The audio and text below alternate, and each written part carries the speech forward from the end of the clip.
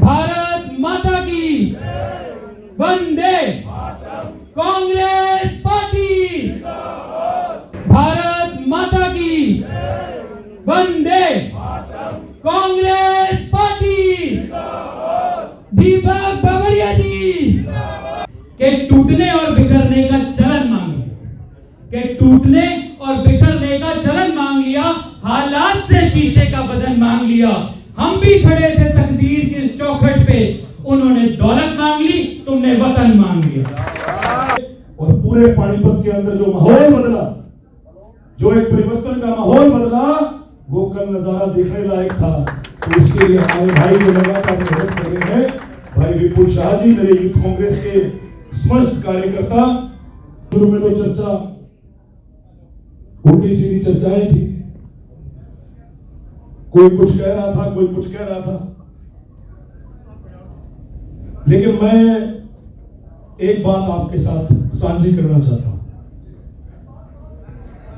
मैं एक retired clerk का लड़का हूं। मेरे घर में आज तक किसी ने पार्षदी का भी चुनाव नहीं लड़ रखा। मेरे घर में आज तक किसी ने सरपंची का भी चुनाव नहीं लड़ रखा। मेरे अलावा 4 सदस्य हैं, चारों सरकारी एम्प्लॉई हैं। लेकिन पिछले 12 साल से छात्र राजनीति से जुड़ा, 2012 से जो कांग्रेस की छात्र इकाई एनएसयूआई उसके साथ जुड़ा और बतौर कार्यकर्ता काम किया। ये जो आज दरियां लगी हुई हैं, जिन कुर्सियों पर आप बैठे हैं, जो ये मेज लगा हुआ है, इसको लगाने में बहुत मेहनत लगती है। अपने हाथों से लगा रखी ये चीजें, अपने हाथों से कुर्सियां बिछा रखी हैं, अपने हाथों से ये झंडे लगा रखे हैं, अपने हाथों से रात को 2-2 बजे अपने हाथों से लेवी घोल के, हॉस्टल में रहते थे सर, हॉस्टल में पैसे नहीं होते थे उस समय, रात को लेवी खुद अपने हाथ से बनाकर दीवारों पे पार्टी के इश्तेहार अपने हाथ से लगा रखे। 12 साल से पार्टी के लिए, नौजवानों के लिए संघर्ष करें। और पिछले 8 साल से मनोहर लाल जी के खिलाफ लगातार हरियाणा के नौजवानों की, छात्रों की आवाज उठाई। और जो पिछली पंक्ति में मेरे नौजवान साथी बैठे, उसी पंक्ति से उठकर यहां तक पहुंचे मेरे नौजवान साथियों के सहयोग से, हमारे बुजुर्गों के आशीर्वाद से और अच्छी नीयत के साथ। क्योंकि नीयत जब तक आदमी की अच्छी ना हो तो परमात्मा भी उसका हाथ नहीं पकड़ता। और आपको बताते हुए बड़ी खुशी हो रही है कि आपके इस बेटे ने 31 साल की उम्र में 3 चुनाव लड़े और परमात्मा का, ऊपर वाले का इतना आशीर्वाद रहा कि तीनों चुनाव में बाजू पकड़ के बेड़ा पार लगाने का काम किया। तो जो आपने बात करी वो स्वाभाविक सी बात थी। चर्चे आम हो तो किस्से भी जरूर होते हैं और उंगलियां भी उन्हीं पर उठती है जो मशहूर होते हैं। तो जो उंगलियां उठती हैं वो विरोधी उठाते हैं, वो लोग जो दुष्प्रचार करना चाहते हैं, जो लोग पहले दिन ये बात कर रहे थे, जो आपने बात रखी, और जो मनोहर लाल जी 10 दिन पहले एक बात कह रहे थे कि कांग्रेस के प्रत्याशी मैदान में नहीं आए, मजा नहीं आ रहा। मीडिया वाले अगर हो, पूछना एक बार खट्टर साहब से, अब मजा आ रहा है? अब मजा आ रहा है कि नहीं आ रहा है?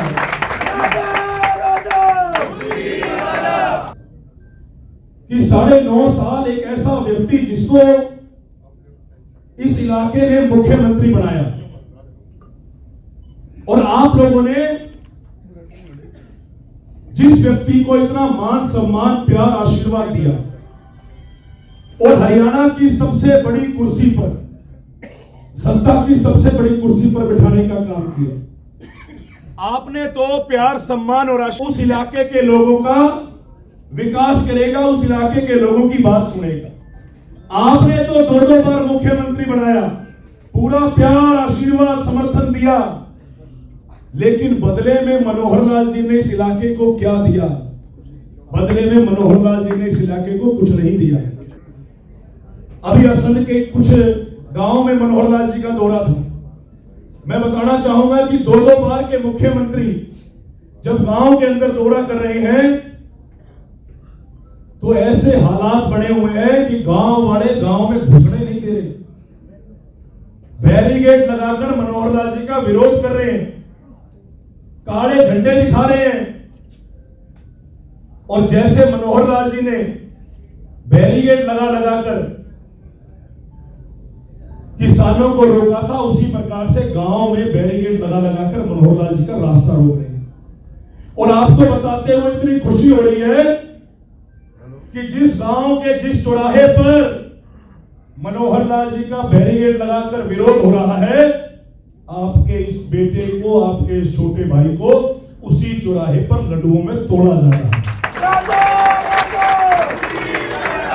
ये अपने आप में परिवर्तन का संकेत है, खास तौर पे मनोहर लाल जी के प्रति, क्योंकि 9.5 साल बीजेपी की सरकार किसी व्यक्ति ने चलाई है तो वो मनोहर लाल जी ने चलाई है। और लोगों में ये चर्चा है कि जब राजा बनकर, क्योंकि मुख्यमंत्री राजा होता है, जब राजा बनकर नहीं कर पाए हरियाणा का विकास तो अब राज दरबारी बनाकर क्या ही रखें तुमसे आस, क्या ही रखें तुमसे आस। मतदाता के लिए बस एक ही एक्शन बनता है, वो है परिवर्तन, परिवर्तन और परिवर्तन। और वो परिवर्तन लाने के लिए इतनी बड़ी मात्रा में मत डालना, इसको जो है इन लोगों को आंकने में कम जो है कोई कसर मत छोड़ना। हर प्रकार के हथकंडे का इस्तेमाल करते हैं, मशीन को हैक करते हैं, मैनिपुलेशंस करते हैं, पेटियां बदल देते हैं, सील बदल देते हैं। मगर जब आप भारी मात्रा में मतदान करते हैं, वो पहली संभावना है 5-10% हिस्सा में कर सकते, लोग तो बैरल नहीं कर सकते। मगर जब भारी मात्रा में मतदान हो जाता है, आप और इनके बीच में का अंतर 40%, 30% हो जाता है। कोई जो है उसका कार्य काम नहीं आती, कोई फैमिली जो है उसको मदद नहीं कर पाती है, वो कोई नतीजे को प्रभावित नहीं कर पाते हैं। इसीलिए ये परिवर्तन के लिए भारी मात्रा में मतदान करवाना है। जितने मित्र हैं, साथी हैं, परिवार के सदस्य हैं, सबको पकड़ के जो है वो मतदान के लिए आपको जोड़ देना है। मेरा आपसे भरोसा है, मैं भी भरोसा शब्द यूज करता हूँ। जैसे आपको लोकसभा की टिकट देने में मैंने भरोसा दिया है, उसी तरह भरोसा देता हूँ कि आने वाले दिनों में फिर से हरियाणा में एक अच्छा प्रशासन बनाने में हम सब कामयाब हो जाएंगे।